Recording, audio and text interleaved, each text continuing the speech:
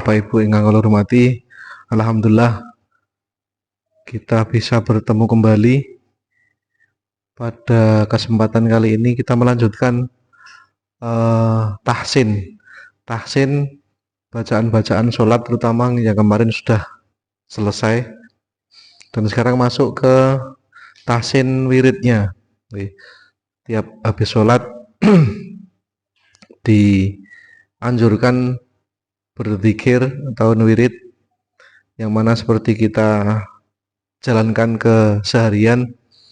Yang pertama setelah sholat itu wiridnya yaitu istighfar, astaghfirullahaladzim.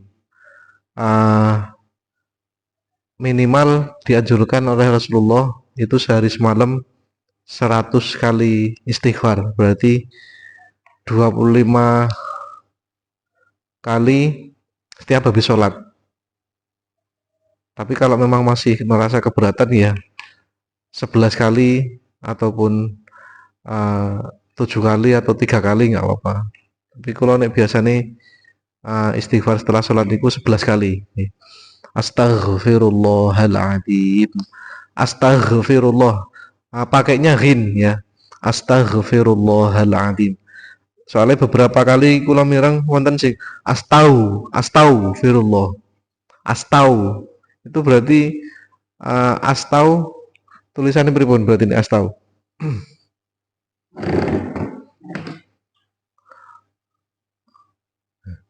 Siliman isi anyar ya.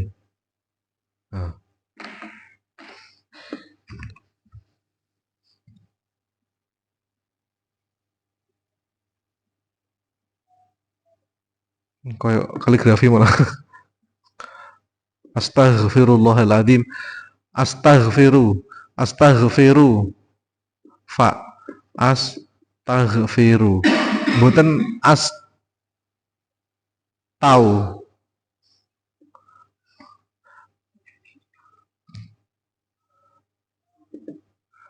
Astaghfiru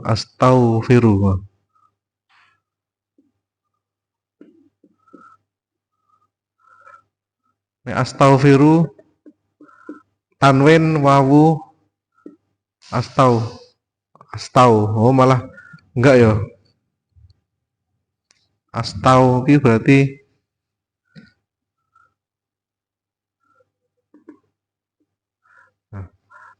astaghfiru dengan astaghfirullah. Maknanya kan astaghfiru nyuwun pengampunan ingsun Allahan Gusti Allah. Nane astaghfiru astaghfiru apa ya? Nggih, yang jelas yang artinya istighfar niku niki. Nggih.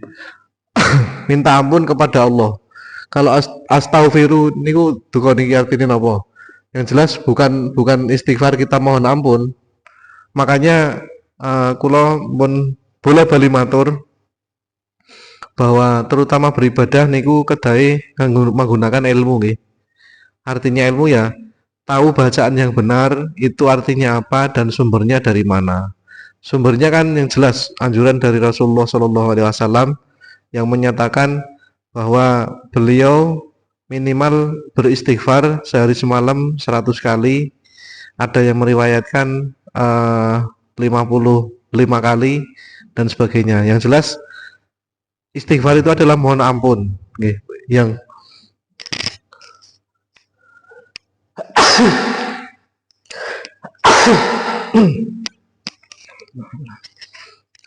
yang artinya yaitu mohon ampunan kepada Allah.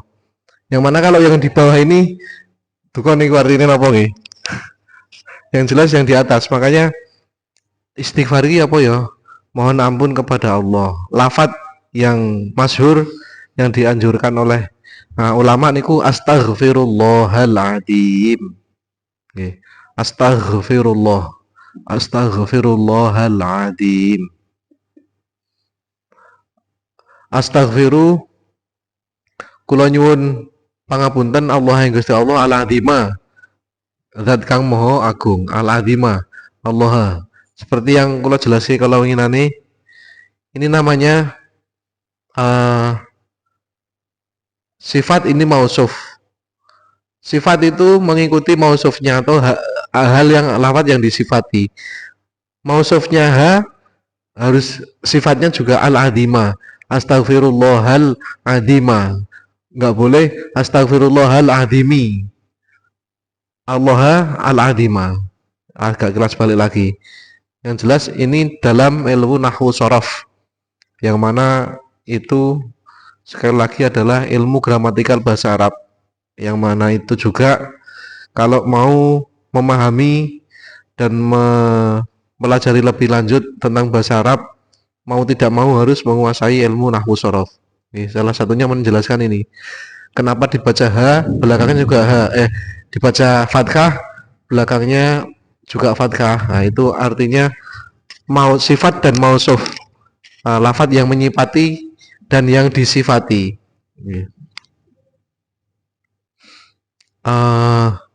Astaghfirullahaladzim. Sekali lagi, bukan astaghfirullah tapi astaghfirullah pakai ghin, bukan tak wawu. Soalnya sering kata kula mireng ngaten. Mungkin jenengan barang nggih.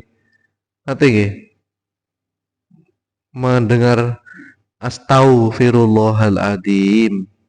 Yang sebenarnya nggih salah niku. Astaghfirullah pakai ghin. Astaghfirullah.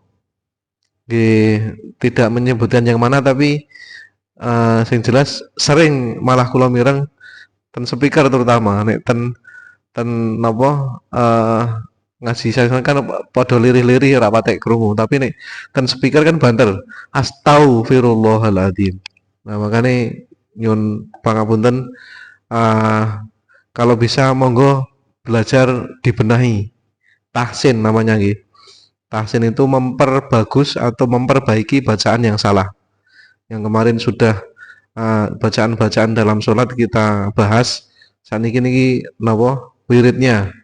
Astaghfirullahaladzim boleh 11 kali, 7 kali, 7 ini ya. 7 kali atau 21 kali, monggo terserah semampunya panjenengan semua nih dikira-kira mawon. Misalkan langsung sekali wirid bar salat 100 kali nggih monggo ndak apa-apa. Tapi ini pas bareng-bareng jamaah ngaten nggih afdolnya tidak terlalu memberatkan yang lain. Standar mawon biasanya nek mboten ping 7 ping 11.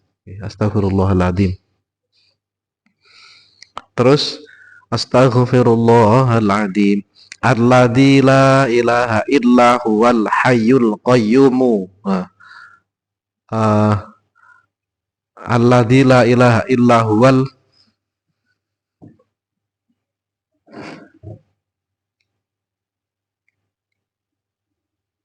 alladzi la ilaha illa huwal hayyul qayyum. Alladzi la ilaha la ilaha illa huwal hayyul qayyumu wa atubu ilaihi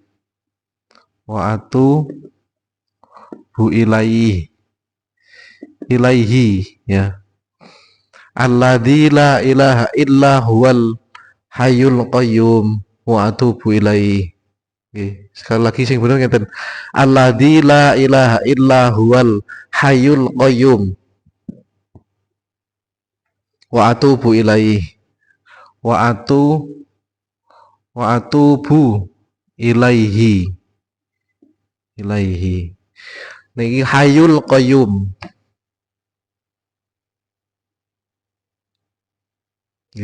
Alladzi la ilaha illa huwal hayyul qayyum wa atubu ilaihi. Sing biasane ah Warahmanur Rahim niku ngomong nggih. Kadang kula nek pas wiridan ternyata sing ana sing ah jajal dilanjut sik ya. Alladzi la ilaha illa huwal hayyul qayyumu wa atubu ilaihi. Wal hayyul qayyumu, hayu mboten al hayyul qayyum nggih. Nek hayyul qayyum beda dengan nek sing napa niku? Subhanallah al hayyul qayyumi beda. Uh, berhubungan dengan sifat dan mausuf tadi. Kalau ini alladzi la ilaha illa huwal hayyul qayyum, tidak ada Tuhan yang patut disembah kecuali Allah. Nah, demikian ana huwa illa huwa maksudnya kejaba illa huwa la ilaha alladzi la ilaha illa huwal hayyul qayyum. Huwa ini merujuk kepada Allahu.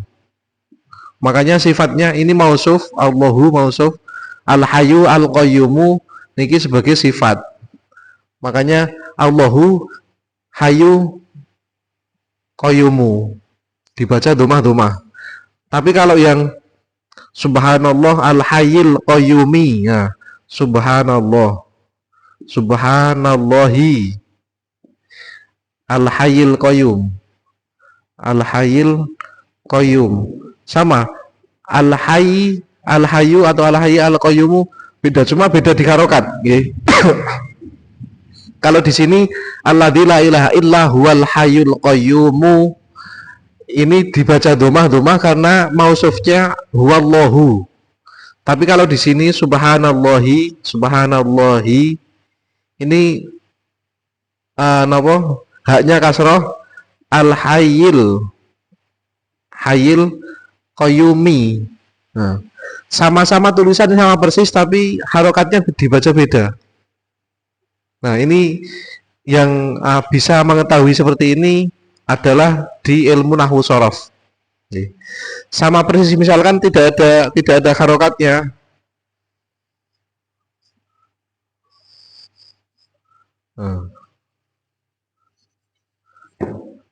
Kok pada persis ya iki bedanya piye? Nah, itu tadi subhanallahi karena di sini Allahnya dibaca Allahi.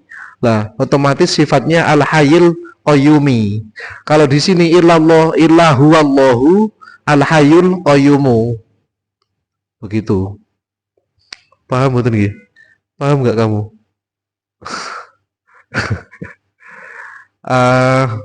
Ini sudah agak tingkat di atasnya. Yang awal-awal kan dalam ilmu nahwu shorof itu ada yang disebut rofa, nasab, jer, jazm.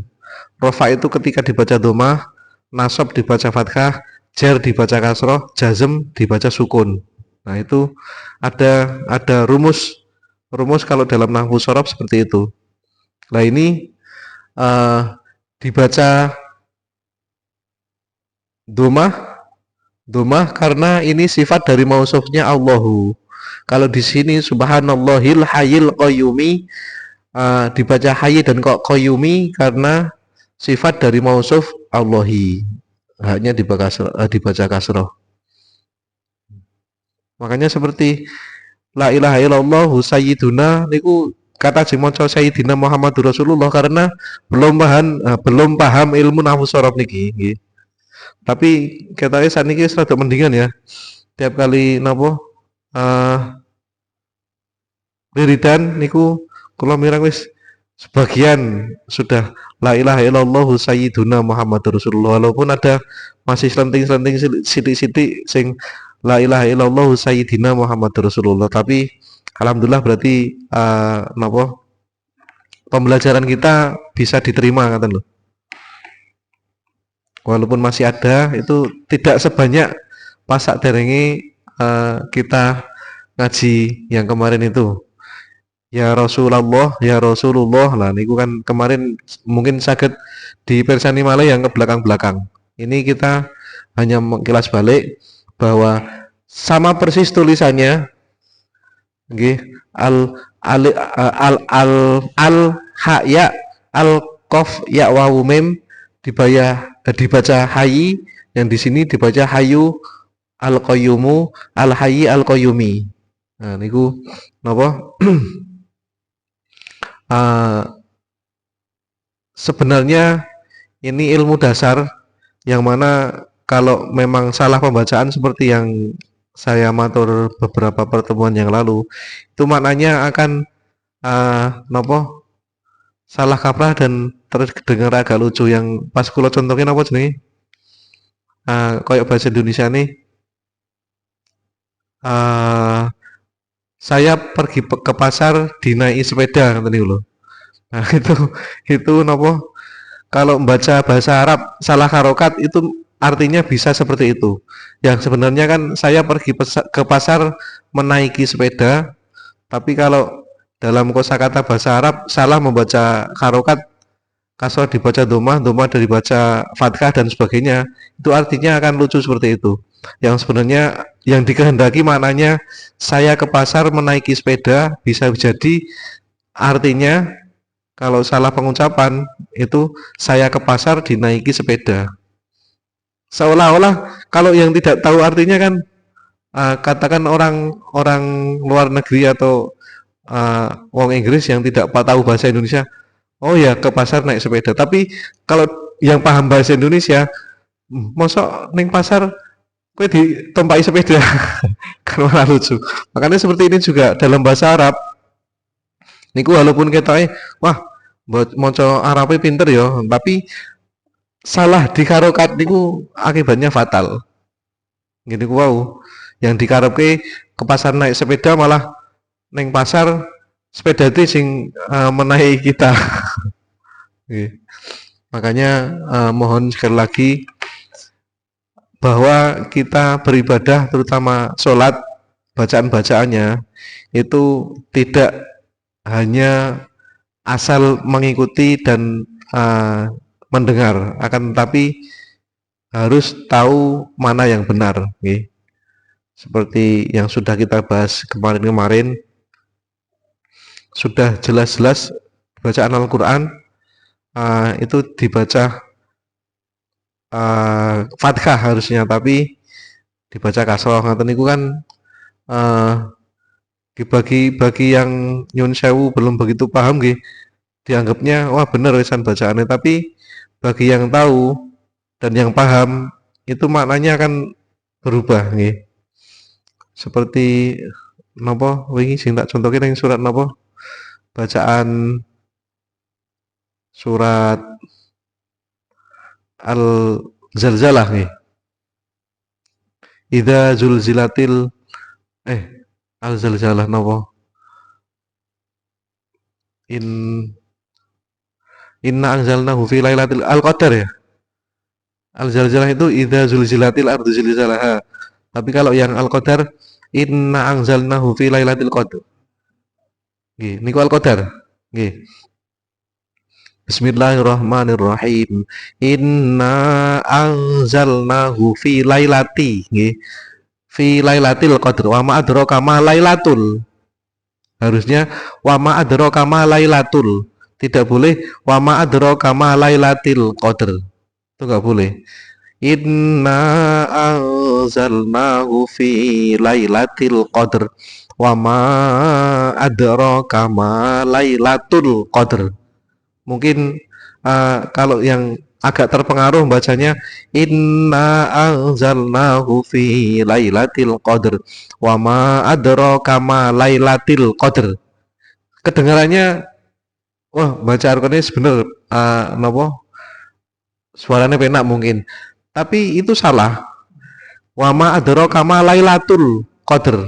Bukan wa ma adraka ma lailatil qadr. Nggih. Kalau mungkin napa cara pembetulannya kalau pas tidak sholat mungkin jenengan wa ma adraka ma lailatul qadr niku bisa. Yang baca diteruskan monggo, tapi kita yang tahu itu membetulkan. Walaupun dalam sholat pun begitu juga bisa. Maksudnya kita makmum mungkin imamnya salah membaca, kita betulkan saat dia salah membaca. Misalkan seperti itu tadi, inna anzalnahu fi lailatil qadr Wa ma adraka ma lailatul qadr. Jenengan sebagai makmum yang tahu wa ma adraka ma lailatul qadr. Nah, itu dibetulkan. Jadi insya Allah dengan seperti itu dimakfu menjadi sah. Yang tadinya kalau misalkan yang tahu tidak membetulkan, itu yang tahu itu tidak sah sholatnya, tidak sah makmumnya maksudnya. Sholatnya sah, tapi berhubung dia tahu imamnya membaca salah kok tidak dibetulkan, makmumnya dia batal. Jamaahnya maksudnya. Sholatnya sih insya Allah sah, tapi statusnya dia sebagai munfarid berarti tidak jamaah. Karena dia tahu imamnya salah membaca, tidak diingatkan, tidak dibetulkan. Misalkan softnya agak di belakang ngilokin kamalalatul, ngono kan wagu. Ngomong so kamalalatul mam, malah kuwi meneh. Nah, makanya beberapa ulama menganjurkan walaupun ini tidak tidak tidak masyhur. Artinya yang beberapa pendapat seperti ini tidak jumhur maksudnya, tidak umum. Itu dengan adanya kesalahan imam membaca itu makmum yang tahu bisa membetulkan dengan agak jahar. Wa ma adraka ma lailatul qadr. Dah diam mendengarkan lagi apa yang dibaca imam. Misalkan sama-sama nggak taunya si makmum, ya wallahu alam, karena berarti memang yang menjadi imam itu dianggap memang sudah paling baik di antara yang berjamaah. Tapi misalkan ada salah satu jamaah yang tahu tidak membetulkan, yang lainnya insya Allah sah, tapi dia sendiri wallahu alam menurut beberapa ulama dia tidak sah. Karena syarat sahnya bermakmum itu salah satunya yaitu imam fasih dan bagus bacaan Al-Qur'annya. Artinya fasih dan bagus itu ya benar sesuai dengan ilmu tajwid. Akan tetapi kalau terjadi seperti itu tadi, ada yang imam bacanya salah dan ada makmum yang tahu, itu dianjurkan seperti tadi, hanya dibetulkan yang bacaan salah saja. Dan setelah itu dia kembali diam melanjutkan mendengarkan bacaan suratnya imam. Seperti tadi contohnya, inna anzalnahu fi lailatul qadr wa ma adraka ma lailatul qadr wa ma adraka ma lailatul qadr. Nah, itu makmumnya dengan agak jahar, maksudnya tidak dibatin tapi dilafadzkan. Tujuannya untuk membetulkan bacaannya imam tadi. Begitu.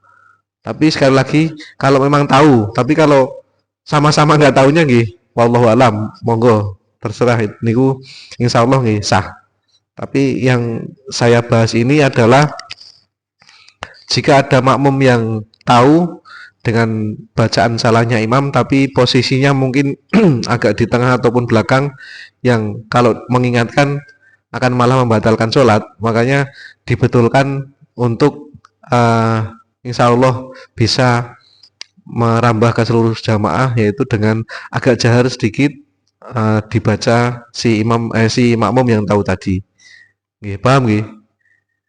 Mungkin jenengan bertindak sebagai makmum di masjid mana gitu, tapi terus tahu bahwa kok ngono ya, kita sing bener mama adraka ma lailatul qadr. Mun satu ayat tok niku mawon. Habis itu diam mendengarkan lanjutan bacaan suratnya makmum. Nanti kalau misalkan ada salah lagi, dibetulkan ayat yang salah itu tok, terus nanti diam lanjut mendengarkan. Ngoten sih. Sebagian ulama ada yang berpendapat seperti itu, nih, untuk menjaga kesahannya atau kesempurnaannya berjamaah. Nih. Soalnya itu tadi, kalau misalkan dia tahu imamnya salah baca kok tidak dibetulkan, dia yang tahu itu malah justru dianggap munfarid, jamaahnya tidak sah. Makanya wis ngoyo-ngoyo melu jamaah tapi untuk pahala jamaahnya gugur kan eman-eman. Hanya dianjurkan membetulkan satu ayat tok niku, insya Allah jamaahnya bisa berlanjut sampai tahiyat yang terakhir. Ngoten. Mati jamnya, Pak. Jam piro iki? Lah, jam 8. Setengah 9 nggih punan iki. Oh, nggih pun. Nggih, untuk sementara niki bahwa wirid setelah sholat itu tadi istighfar monggo sekuatnya berapa, tapi pada umumnya nek kula pas bareng-bareng jamaah biasanya hanya 11 kali.